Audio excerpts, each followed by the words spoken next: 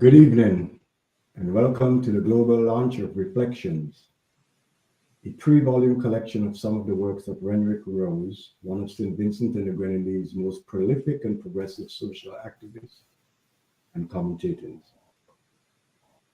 Before we proceed with this evening's program, I want to apologize to our current, past, and prospective viewers for the cancellation of last week's program.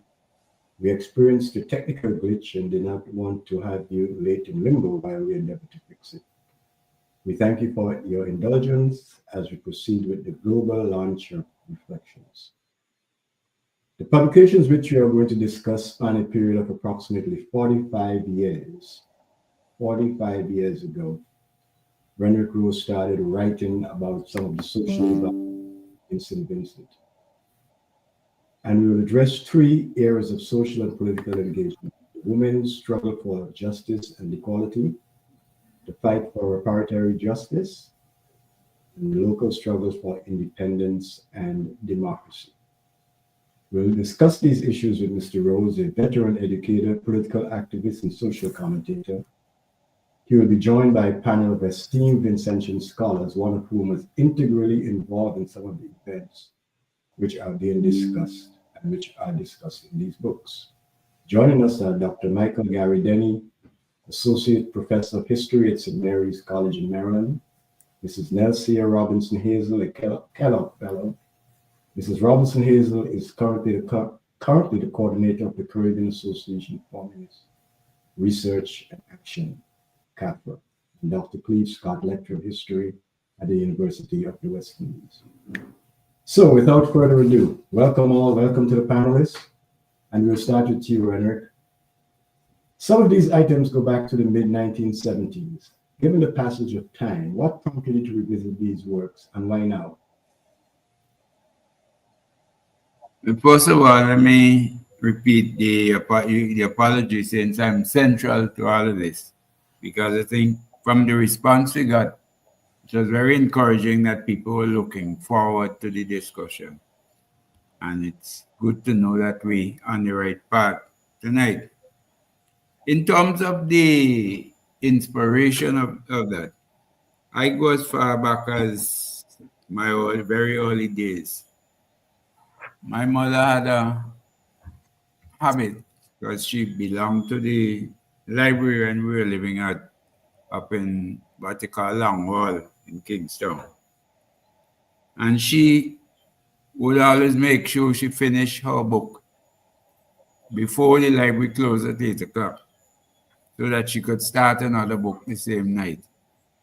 So I was exposed to this question of books and going in the library and waiting for her, and also hearing the librarian sometimes remark why she always waiting so late to change a book. So I've always drawn to that. But in terms of writing, this is an interesting experience in that when I talk of the half century of journalism, if people know what we were called newspapers in those days, and people used to buy them, they were done on stenciled sheets. Very often there was quite a lot of mistakes in them and so on. But it is the content which seemed to attract people. And over the years, I've tried to preserve some of those. And as you get along in age, I wasn't planning to be an author or anything of the like. But I started thinking of what are you going to do with not only this material, but the experience behind it. And I think that it is, in my view, a boon that a number of Vincentians, distinguished in their own right, gave me some support and encouragement, and why don't you put these things and publish them and so on. So it is from that background I started trying to pick out relevant articles, but also trying to work them out in various areas. And there's another aspect of it, I've noticed that many people have written books. I've noticed that many people have written.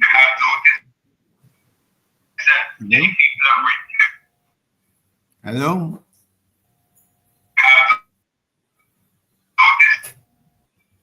I'm hearing a repetition. Hello? It seems that someone is looking on Facebook nearby, and we're getting feedback. Hello? Continue. Go ahead, continue. Okay. Yes, I was saying that the amount of material there in terms of writing one book, it's not like the history Dr. Scott and Dr. Dennie involved in, because that is a very necessary work documenting the history of St. Vincent and the Grenadines. But I could very well end up with a huge volume, which first of all, the price would make it prohibitive for people to get access to. But also the very size of the volume could intimidate you unless you had that kind of discipline. So my idea was to divide it into a number of smaller works, which are more accessible and which would make it more attractive for you to easily read at least a good portion of it.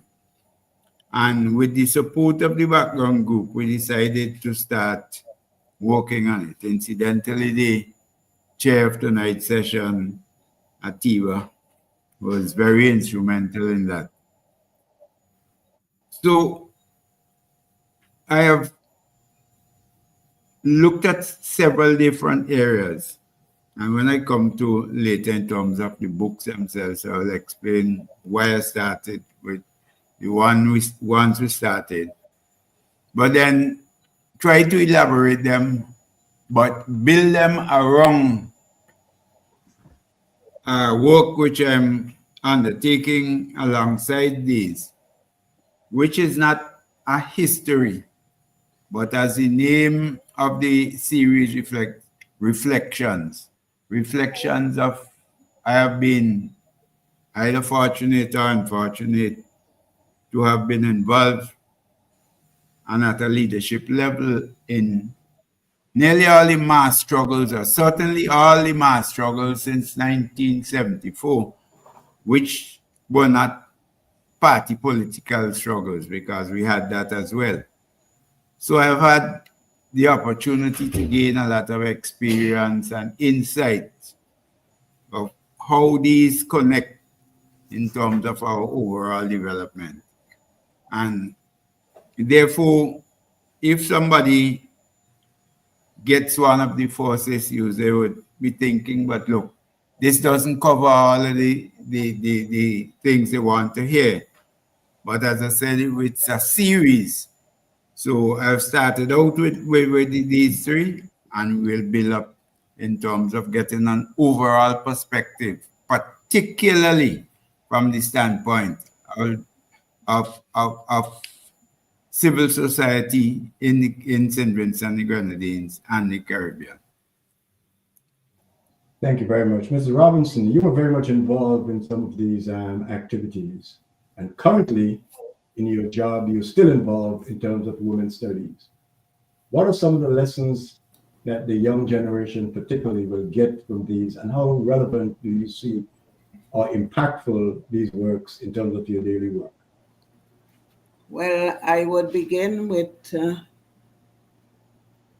viewpoint that I think was given by you yourself, that Kamara, as I call him, has a view of women's liberation that is much more advanced than many of our women leaders.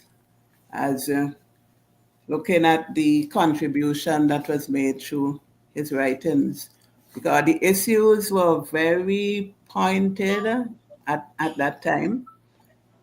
We had issues, for example, that if there were women in the civil service and they got married, they had to resign, because that was part of the civil service orders. There was also no paid maternity leave, no equal pay for equal work, opportunities and benefits, particularly for children born to unmarried women. And these were issues that were raised, that the struggle, was ongoing. There was also the issue of the treatment of the domestic workers, something that is still, it is much improved, but it is still, relevant or prevalent today, that the opportunities should be better. So when we came to the Beijing Platform for Action, that had 12 critical areas of concern for the advancement of women, that was already being discussed and exposed, in the struggle. That the critical areas that were outlined were very much along the same lines that the struggle had outlined. So this, these, there's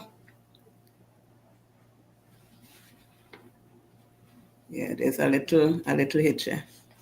Yeah, so these writings that are being published and launched now, it's like a launching pad to revitalize the need, to continue the struggle, because there have been a level of improvement.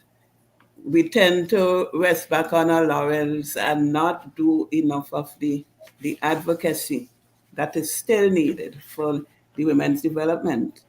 But as Renwick himself wrote, unless we can lift the most oppressed and desolate of our women out of the quagmire of poverty, ignorance, and misery, we are never ever going to be able to accomplish such lofty goals as eradicating violence against women, which remains one of the critical areas of concern that continues to need our attention.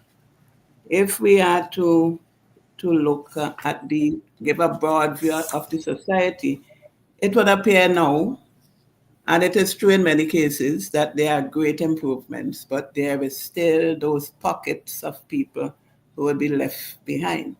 For example, again, although there are improvements in North of the Dry River among our indigenous population, there is still much work that needs to be done in terms of building and moving towards that equality.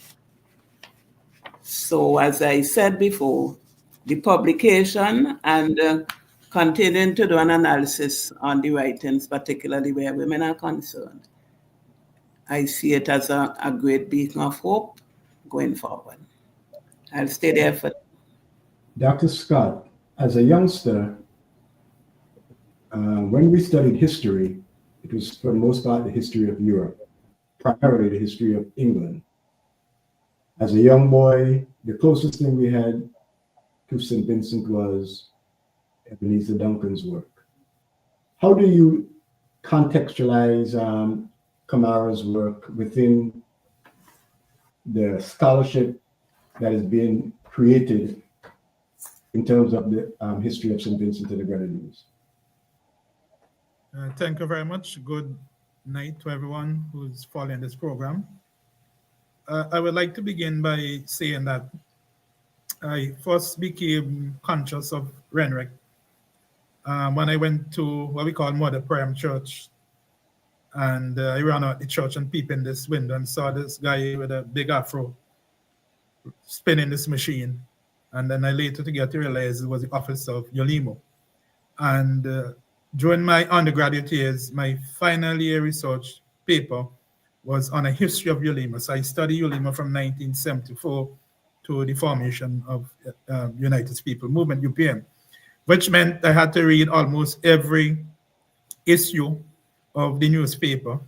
And as a historian, if you want to follow the history of St. Vincent and the Grenadines, particularly from the Black Power period, you have to study UPCA and Black, and I hope you know these acronyms. I wonder if Renwick studied, I know at some point you mentioned them. But notwithstanding that, Renwick and myself worked, and Nelcia, of course, Sister Nell, we worked firstly in the, as he said, in the national struggles. Being a member of the National Council and then the Teachers Union, St. Vincent Grendy's Teachers Union. And later on, believe it or not, I worked with Oxfam for close to 10 years, and I spoke to Renwick every day, probably 50 times, especially during the banana struggles, which the volumes of work he presented, the struggle against the banana regime is not reflected. But this body of work is essentially a kind of autobiography. It is a statement of his views on a number of things. And the funny thing is, and Dr. Michael Garrey Dennie, who is coming in after me, always say one thing about historians is we cannot predict the future. But if we go to one of the volumes on reparations, which is quite timely, I don't know if many persons know that this evening, as we speak, Jeremy Corbyn, the former Labour leader, is at Mona delivering a guest lecture in memory of Michael Manley, 50 years since Manley's passing. And he's speaking on the need for reparations. He's accusing the Labour government of dragging his feet.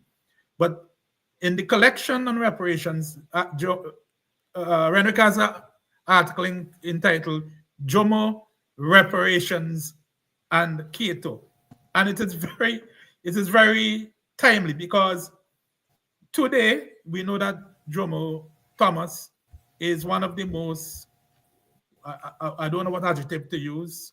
Dr. Dennie probably come with the adjectives later, but he is one of the critics of the Unity Labour Party and everything.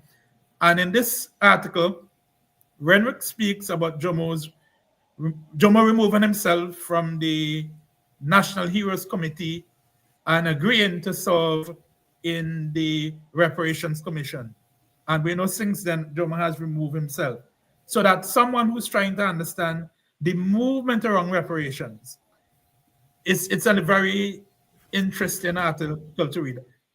And that's one example that is actually a testimony of our autobiography. You can hear within all of these articles Renwick's views. We know, for example, he was involved in the Kill the Bills movement. We know he was involved later on in the United People movement with the Women's Arm, as Sister Nell alluded to, and so on. So for me, these articles are more of an autobiography, and it's a different way in writing an autobiography, which is he is putting back on the record what he thought at the time, because sometimes people write autobiographies and through time they change the perspective and they disassociate themselves from what they wrote previously. Renwick is not doing this. What he wrote about Jomo here in 20, and I want to be factual, in 2009, and we are in 2024, 15 years later. He hasn't retracted, and that's why he's printing it as he wrote it in 2009.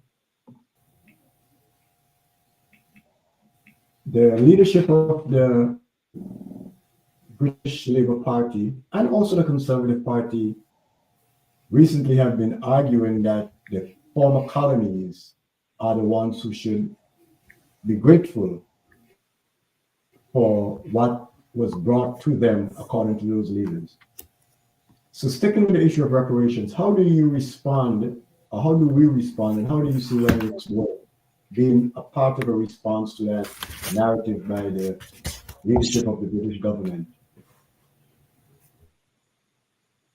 I'll throw that question to Dr. Dennie. Yeah, I did say Dr. Dennie, I'm sorry, I don't hear you.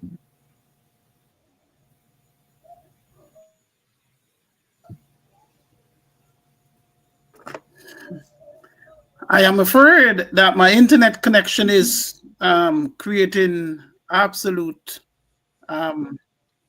mayhem. And so my capacity to hear clearly all that has been said is quite challenging. So I hope you're hearing me. Can you hear me? We are hearing you. The question to you is,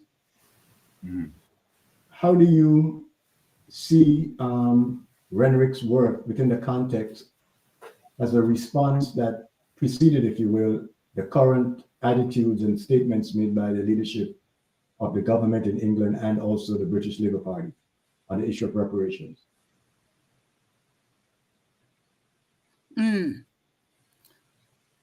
Well, I think that we can, my first instinct is to really is to reflect on Renwick's work independent of what these other people have to say. Okay. Because there's a value that it possesses and that it that would endure, regardless of what comes out of the of the British response or any other former colonial power response and so on. And so one of the first issues that touches me and which there's been some reflection on, at least tonight, is that Renwick's voice has been a siren song for the past 40 years on a whole range of issues. And one of the points you'd raised, at least a question that you'd asked earlier, is to how do Vincentians go about writing their history, or what's the value or the importance of Vincentian history if we have been brought up on doing the history of Europe, or maybe even the broader Caribbean and so on. And I think that that one of the things which Cleve and Agent and I have been we can say with some degree of confidence is that hearing the Vincentian voice, in the 18th century, the 19th century, the Black people voice is a very difficult thing, and that it takes a lot of skill, a lot of time, and so on to tease out, what Black people have to say about the experiences at that time. Now, with Renwick, we do not have that problem. We can hear Renwick's voice. So I think one of the first value that we should attach to this work is that at the time within which these broad events which Renwick writes about are taking place, where he is involved, we are hearing the voice of Black Vincentians, of poor Vincentians, as they understood the world at the time and are trying to change that world. Renwick is a change agent. At least he sees himself, he's always engaged in attempting to change the world. Okay, and so now we at this moment, as historians looking back, or those who come after us, some 20 years or 30, 40 years down the line, they would have access to this material. So they can historicize Renwick. They can historicize that work. Okay. And that is in and of itself a value, it seems to me, that the kind of challenge which Cleve and Agent and others have had about accessing the Vincentian voice in the 19th century, the 18th century, Renwick would make it somewhat easier for the historians who come later. And so I think that is a very important point that we really need to address, regardless of the specific issue, whether it's reparations, whether it's women, whether it's independence, because the three different booklets address those specific topics. But beyond those topics, in the universe of those topics, is a voice, Renwick's voice, which we're hearing, and which Renwick can now seek to look back at over 40 years. But the value lies in the voice at the time it was those utterances were made, and which historians and those of our children and grandchildren and generations to come can look back at and hear that voice. And that, I think, is really, really important. Yeah, I want to come in here, Atiba. I want to come in Sure, here go ahead. to give an example. In the volume on Reclaiming Our Independence, Renwick reminds of something very, very important. There are many people who think because E.T. Joshua was a leader of the country that he was pro-independence, and Renwick reminds us on page 37. He says, however, as the government stubbornly insisted on having its own way, And as the elections during 1979 drew nearer, the PPP reverted to the anti-independence part. And he goes on, next paragraph, following the constitutional talks between the British and Vincentian government officials in October, which were boycotted by the opposition, Mr. Joshua himself led a 7-member delegation from his party to London in a fruitless bid to win support for his party's position, arguing for election before independence. So when I tell people over and over that Joshua's position was independence should only come if he was the leader of the country, a position he had also in 1969 when, and I see Nelcia smiling, when we went to statehood. And people cannot believe it because for some reason they think, well, that because his name is being debated for national hero, that Joshua had to be pro-independence. He had to be, as Prime Minister Ralph Gonsalves likes to say, a candidate for beatification, for sainthood. I recall speaking to a member of the delegation to those independence hearing talks, as they were called, and it seemed that Joshua was not the only one who had that position. It seemed like the two major party leaders were more interested in independence for their stature or to become the first prime minister. Would you say that is correct, Kamara?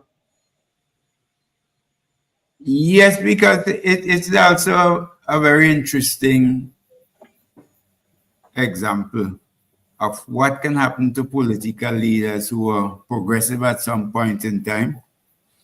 That when, after the agitation, and we must always remember the National Youth Council and the role in it, because the National Youth Council played a very important role those days, both in terms of recognition of Châteauguay and March 14th, and also on the question of independence, because by and large, most of our people were sold on the idea that Britain gave to all its colonies, that the colonies were called the dependencies of Britain.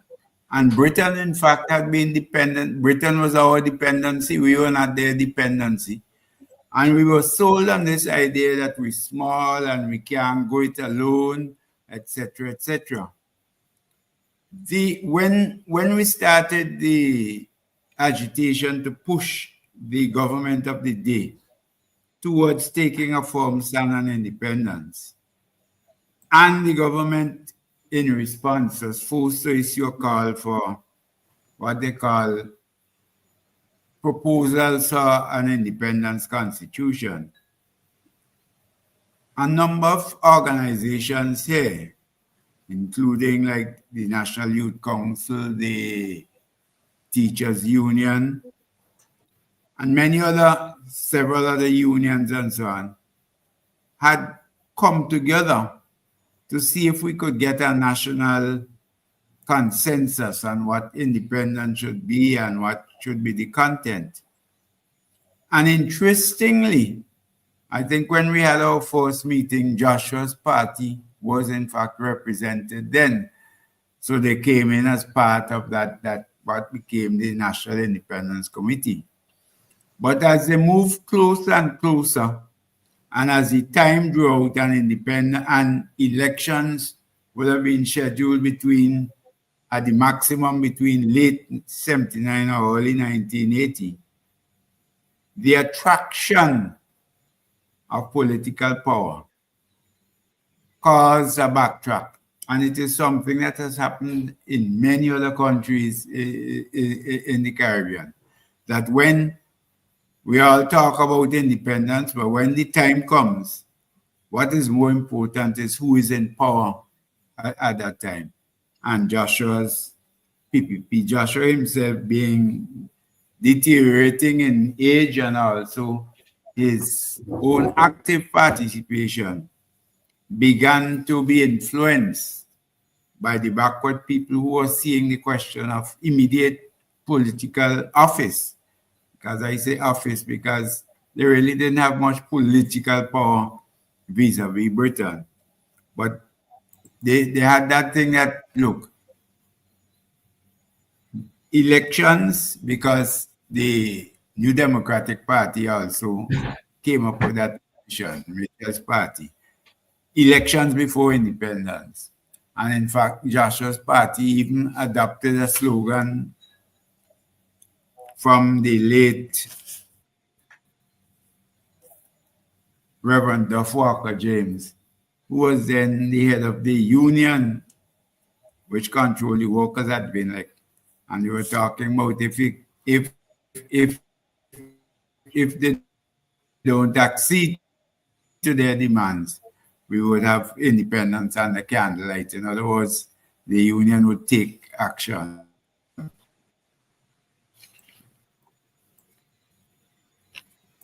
think we're getting some problem. I remember speaking with Panel Campbell about some of those meetings, hearings, talks, as they were called. And he emphasized the role of the late Henry Williams in trying to bring some semblance of logic to the whole process. And I know you touched upon that briefly. Can you expand a little bit about that, Renwick? The involvement, I think it was very critical, because Henry Williams was one of the lawyers who was very well respected, coming from rural background, worked his way up as a lawyer, but was never involved with, certainly that we know about, in many of the other things that lawyers got involved in. And he took a principled stand that, look, we can't just go about a constitution with taking the whole statehood constitution and just dotting some I's and crossing some T's and coming up with some new words, a prime minister instead of a premier, etc., but fundamentally having the same constitution. And it is to his credit, because in those days, people like, well, certainly people like myself, were treated in many quarters almost like lepers. At the time of Fort Charlotte, they used to take people affected with leprosy and put them up there. They put them there to die.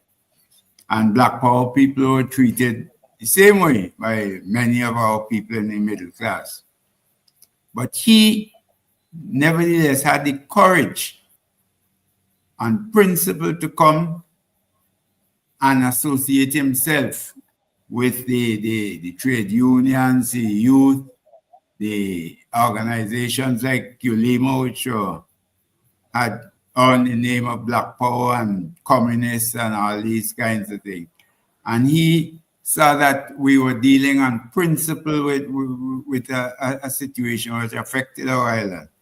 And I think it is to his credit that he withstood all the propaganda which was bandied about him. I think the premier himself had called him, the premier at the time, at a meeting in the market square, they had called all of us a bunch of nincompoops, which would, of course, encompass a distinguished barrister like Henry Williams. So I think it is to his eternal credit that he stood that. And I think later on in his political experiences, you saw that principled behavior, and when he has to deal with the question of the New Democratic Party and Mitchell and so on. And so I think that throughout his life, he had exhibited that he was not going to be prepared to bend and say a lawyer should not be involved in this or that, but to stick up for what was good for the country. Before we get the next speaker questions, ask our viewers to send any questions they have for any member of the panel and comments about what they've heard thus far that they would like for us to look at. Dr. Dennie, the issue of reparations is a burning one.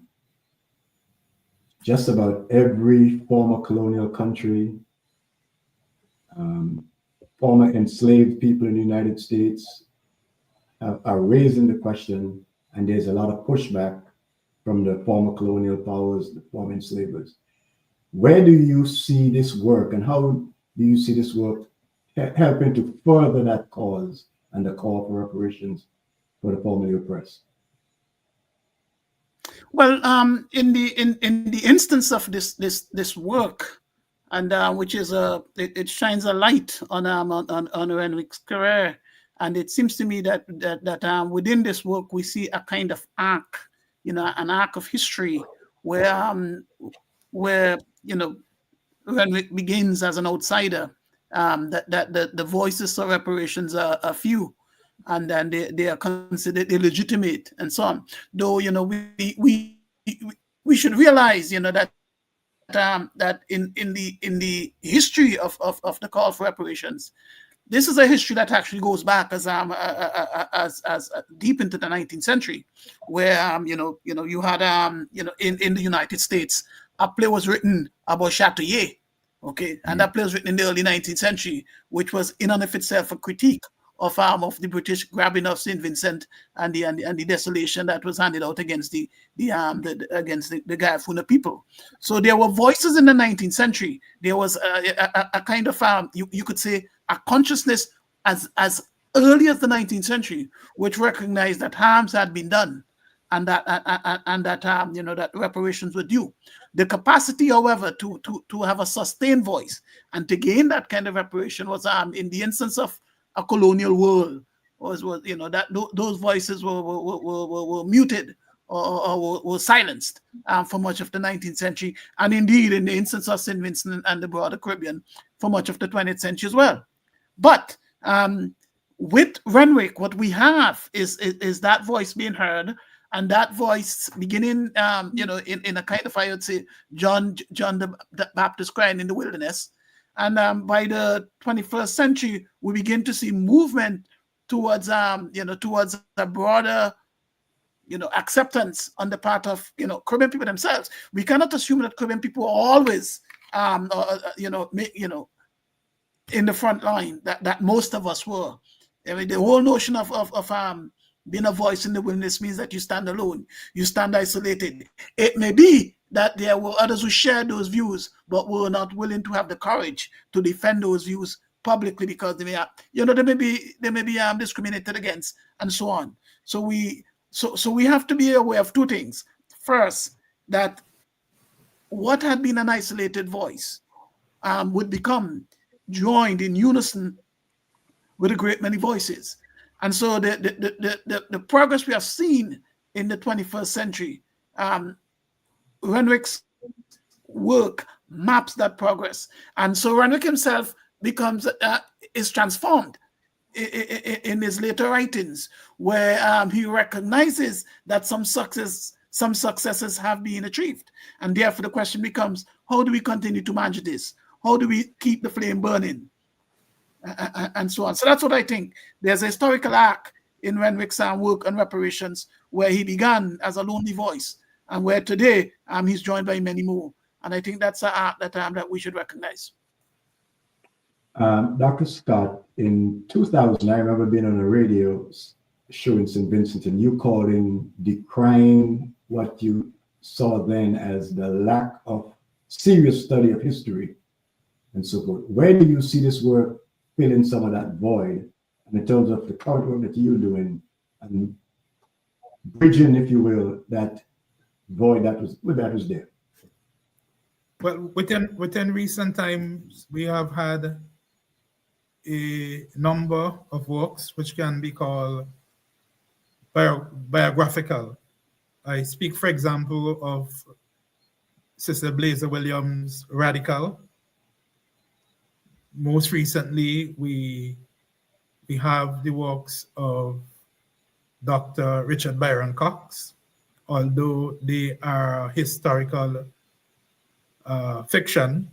In some way, they are biographical, because buried deep within the text is its own reflection on stories or on experiences. Now, the fact is that these articles are based on Renwick's own livelihood, his own experiences. I would say to you that what I found very interesting about these 3 volumes is that Renwick found a way to cut out the parts where he suffered personally. And I'm not surprised he did it because, as I said, I worked with him very long time. And I know he's a kind of man who puts himself below people all the time. I could tell you that. There are many times I argue with him and tell him, no, you should benefit this way. He insists, no, let's give it to somebody else. And I say it unapologetically. So, for example, he doesn't in these volumes reflect on the oppression he experienced under the Labour Party regime of Milton Cato. But the articles presented here are ones we could use to build a post-colonial society. He doesn't use the opportunity to cry over spilled milk or to demand back his pound of flesh, as so many people do today in the media, in WhatsApp messages, and I get very annoyed that all people could do is complain. They don't find a way of how to make things better. And that is what Renwick has done within these volumes. If you take, for example, the section on Kill the Bills, the 1981 democracy battles, Kill the Bills, which he outlines how the entire operation unfolded. If you are a student of political science or a trade unionist and you want a lesson of how to plan and unleash a struggle, Sister Nell, you can read that section. Which brings me to the question I have for you, Sister Nell. Sometimes leading a women's organization or being involved in women's liberation can be a lonely and painful journey. How do you see this contributing to the work that you're doing, and how emboldened, if you will, by what you've read thus far? Well, as I said in the opening remarks, I see this work as it's a beacon. It is like a textbook, a dictionary, a reference, that you could refer to. And because it spans so many different areas of women's lives, it can be applied. So, for example, we were talking about reparations just now. And I sit on the CARICOM Reparations Commission as member of the Caribbean Organization of Indigenous Peoples, and in it we find there is a lack of reference to the indigenous people in all the countries. Mm.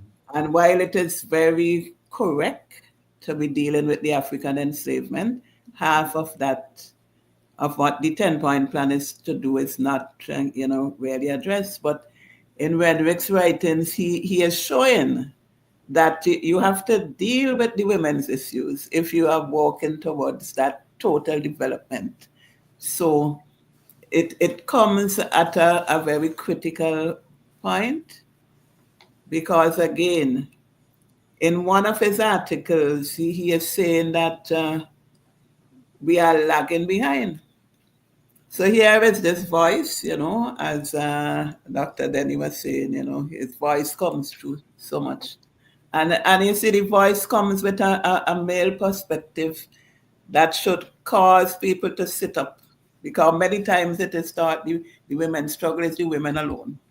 And you don't get as many male voices as you should have, supporting the women's work.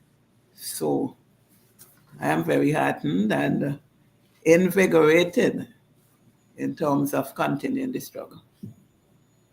Could I come in and make a point there, because I think it's very important. We're talking about the struggles of our Garifuna people, and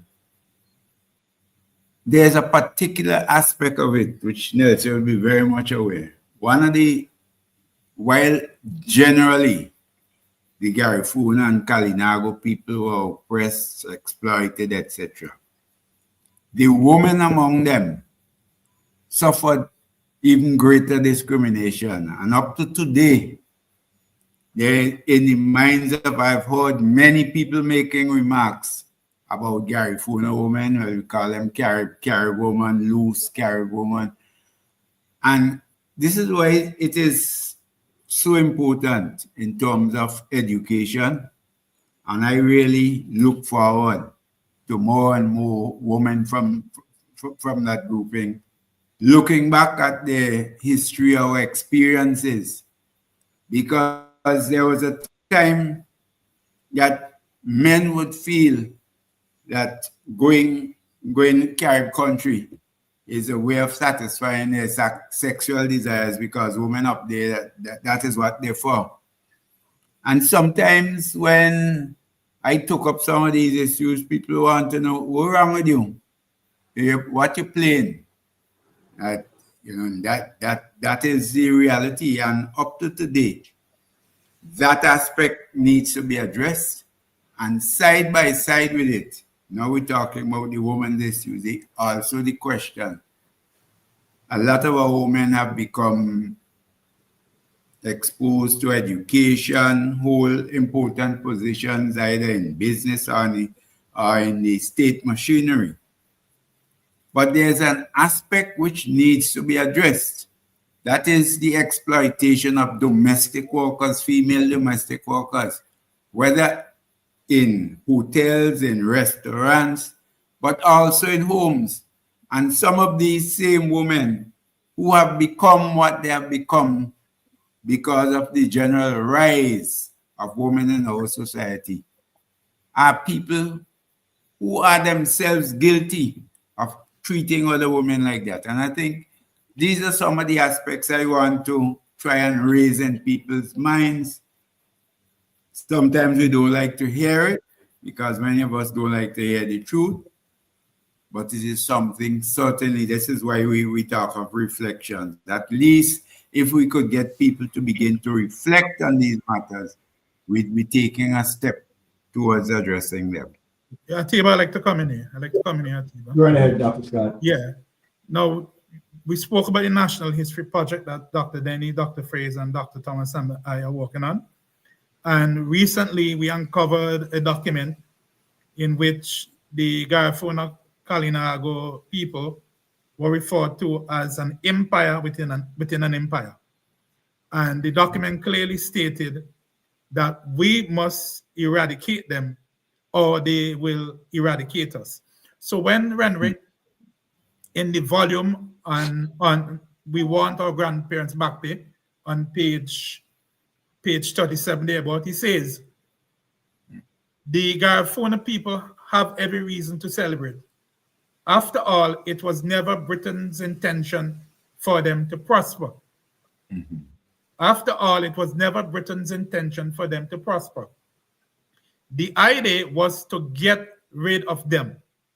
Mm-hmm. And that's what Renwick has. The idea was to get rid of them, to punish them for the crime of defending their native land, to give a message to those who would follow the example that it would not pay to resist or defy colonialism. And Renwick, I have to lift that paragraph and put it in the introduction of the volume once I get the vote of Dennie, Dr. Dennie. Because I keep saying that we should not use the term exile. Chine Chibi will be very disappointed with us. Exile means you expect to return. Garifuna people were not exiled. Look, Renwick has it there. Renwick tell you they were thrown away. Throw them in the bush. Die and let your bones rot in there. I see Nelcia shaking her head. Nelcia. I don't know how textbooks are adopted in the schools in St. Vincent and the Grenadines, but there are several educators here on the, whether you're secondary or tertiary level. How do you see these books being, if not required, at least supplementary reading in the history curriculum or social studies? I see you shaking your head, Dr. Dennie. in St. Vincent. You might have You're muted, Garrey. Yeah, he's muted. You're still muted. Yeah, yeah. All right. I'm good now. Am I good now? Yes, go ahead. Go ahead. It seems to me that it seems to me that if you're in fifth form or the A-level college doing history, this is and you're doing 20th century history, these are wonderful sources. There's no way around that. So a history teacher of any just imagination could incorporate into the into his or her classroom these works. And so I would say, so I don't know what the curriculum is. Cleve probably knows the curriculum, the sixth form A-level curriculum, in a way that I do not. But I imagine if you're doing 20th century history in the Caribbean, and then surely you could incorporate these texts pretty easily. Yeah, well, the reality is you have here texts which you could use and ask students to reflect, because as I just read there, Renwick clearly indicated here that to use the word exile is incorrect. And so if you go back to original documents, then you would see... Sorry? Continue. Go ahead, Cleve. I think we're having a problem. Yes, so any teacher... Yes, I was making the point that if the curriculum that we have should allow the incorporation of this material. Yeah, because the topics are within the CSEC and the CAPE. And even in the communication studies, they can be used. Just mean the teachers have to be creative enough. And I'm saying that Renwick is writing in the 20th century, late 20th century and 21st century. So he will be writing from what we call a decolonized or a post-colonial position, because exile is a colonial terminology to confuddle you, to mash your brain, to make you think they're doing anything wrong.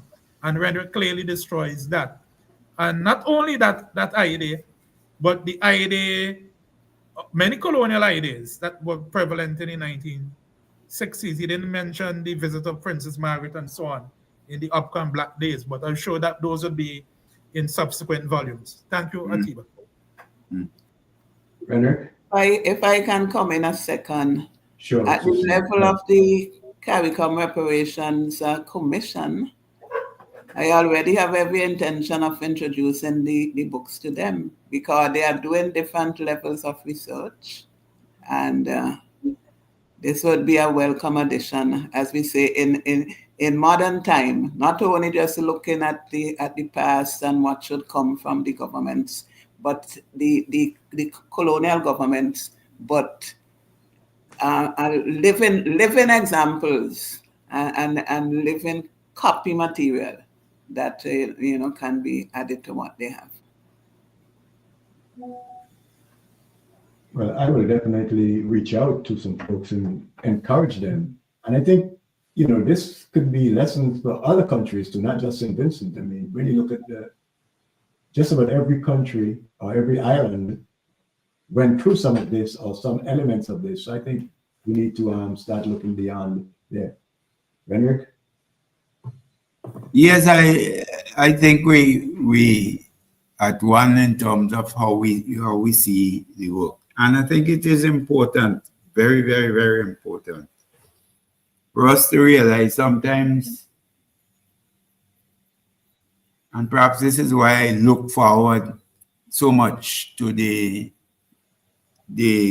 historical work, which I'm confident the Dr. Scott and Dr. Dennie with Dr. Fraser and Dr. Thomas would come up with, because I think they have indicated already, their history have shown you that there are people who are prepared to dig as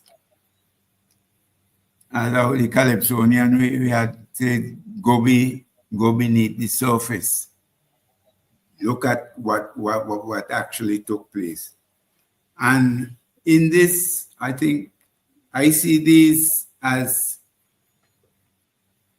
the opening introduction to what all I would like to produce in terms of writings. I think it is important, for instance, annually I make noise about October 1935 and the uprising. There are people who still insist that it is a riot. And again, the point that Dr. Scott was making is this colonial thinking that as long as you challenge them, that you're involved in riot and you want to mash up the place and whatnot.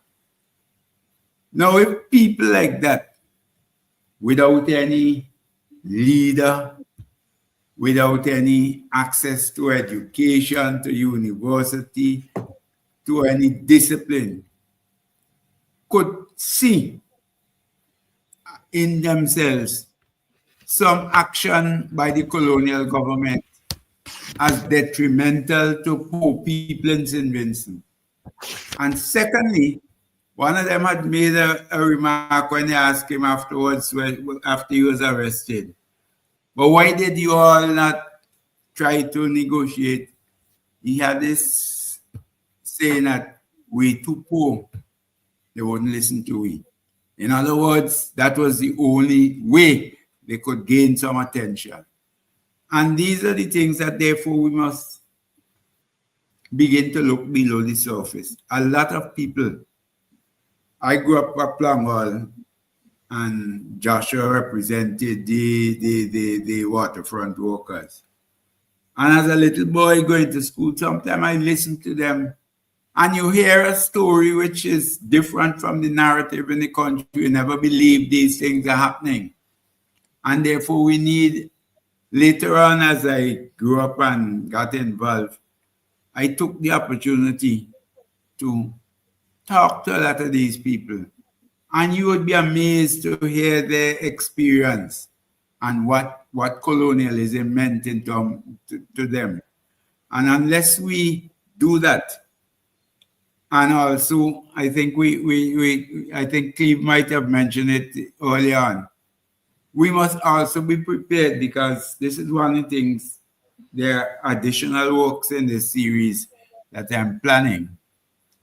But we must also, when a lot of times when people do autobiographies or even what they call historical works, sometimes they're afraid to admit their own mistakes. Over the years of what we have been involving, I am not afraid to say sometimes we took wrong positions on that. In fact, recently, last year and this year, I was writing about the 1973 experiences with the killing of the Attorney General and so on, which had nothing to do with politics also. But indicating that some of the positions we would have taken, understandably in my opinion now, but it doesn't make them correct. And we must not be afraid to say that in this journey, I have made mistakes, we have made mistakes, and we must learn from them so that we don't make them again. And I think this is part of the reason for all of this, to generate greater discussion among ourselves, because this is not a gospel, it's not the gospel according to Renwick Rose. It is my reflections, and a lot of other people would have different perspectives, but it could only help to enrich the national conversation. We are coming close to the close. Before we do that, we like to encourage our listeners and viewers to purchase the books. They can be found on Amazon. They can be found in any bookstores in St. Vincent. I think Games Bookstore has a significant number. You can go there. They're also available at the Searchlight, and of course, online at Amazon. And if you have to buy it locally, Renwick is easy to find. He'll be willing to autograph them for you. Closing remarks, Dr. Scott. Well, I congratulate Renwick and all those involved in getting these volumes out. And I would confess that is something I've been encouraging him to do for close to 20 plus years. But nothing happened before his time. Is good that he has done it. And there are many other articles which I know would be very useful to the wider public. And I'm sure Anselm will get a break, Renwick, from people coming to borrow those bound volumes that you have under the staircase. And hope I'm encouraging people to come and humbug you. But it's good that you're putting it out there so that it's widely accessible. Sister Nell? Yes, of course, I would like to begin by congratulating you, Dr. Atiba, being that strong, I will use again the word voice, and in terms of coordinating and ensuring that we can make this global public launch.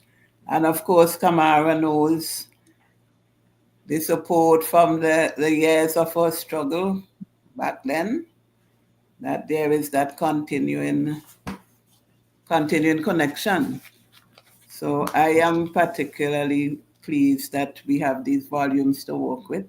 One of the organizations we had in the not too recent past was the National Association for Mass Education. And if it was functioning as it was then, these books would be spoken about in our adult education, sessions. So to me, again, it is like a start. There is rich material to start to distribute this work again, and particularly again in the women's struggle. When we mentioned the domestic workers, I had the privilege of doing a study a few years ago, and it emerged as the domestic workers still have to find a place of their own.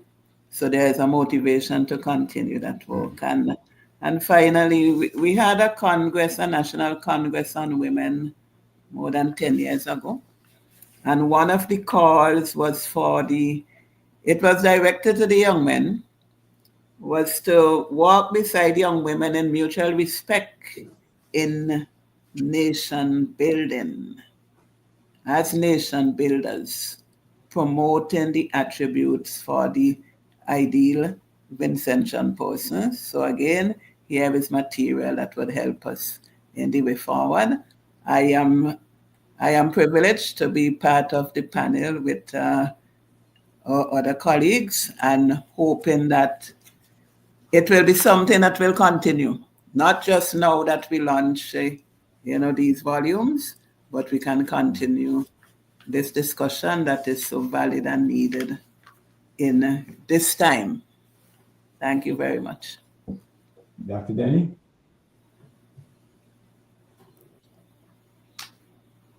You're muted. You're muted, Garrey.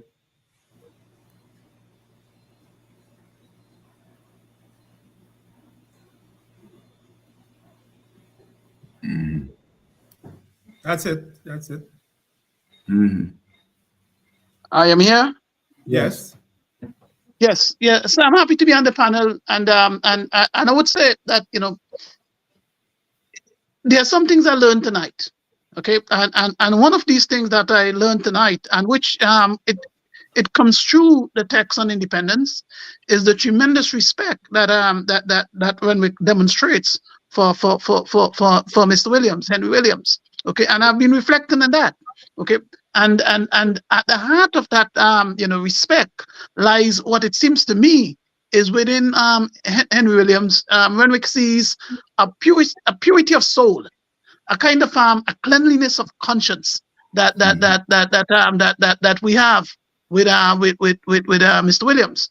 These are the precise virtues that Renwick brings to his work, and so the pain of Joshua's imperfections, let's call it that, and others at the time contrast so much with that of Henry Williams, and so that if there's a lesson that we want our people to pull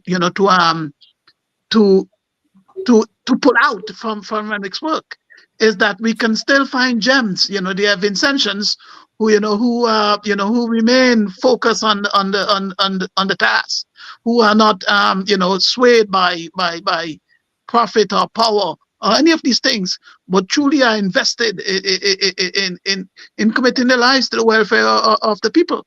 And so that's what I think that I'd like to leave as my thought here, that with Renwick we have a purity of soul, a cleanliness of conscience, precisely the kind of virtues he sees within Mr. Williams. Interesting. Closing remarks, Kamara?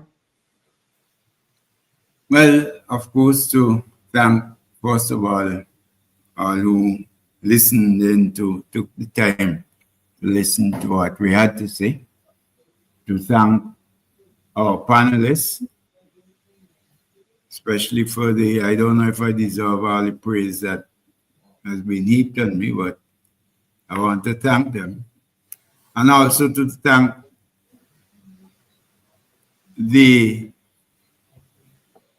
what I noticed in Trinidad, they call it the tribe.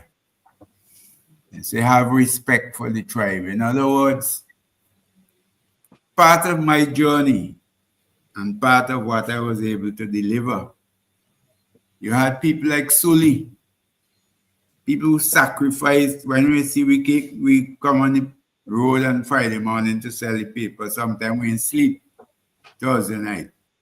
And you're doing it you're not working anyway. We started out selling paper for 25 cents and they go to 50 cents. There is no room in it. And I only call Sully's name because there are many, many, many others. And sometimes we must take time to reflect on them as well. And to remember that without that foundation, when we talk of all our revolutions now in the country and where we are and the long-term perspectives, many of the people who are enjoying the benefits are enjoying it on the basis of the sacrifice of others. I'm not saying it for people to feel guilty, but to recognize that as a people we play different roles. All of us can be lawyers, and the lawyers will only exist because there's a lot of criminals in the society and so on, so that there's an interface between them. So that in many ways, that even this lunch is helping to inspire me and tell me that I must complete a lot of what I plan to do, because I think I have been very fortunate to be in a position to have had the experience so that there are others who could reflect on them and maybe take it to a very much higher level. So I want to thank everyone. Well, thank you very much. I'd like to thank the panel, Dr. Dennie, Dr. Scott, Mrs. Robinson, and of course you, Kamara. Without you, we would not have been here. Thank you very much for helping to lift the consciousness of our Vincentian communities abroad, at home and abroad. And I would like to thank our viewers and the questions and the comments that they made. And hopefully we will see you soon when the next series of volumes come out. So with that, I'd like to bid you good night.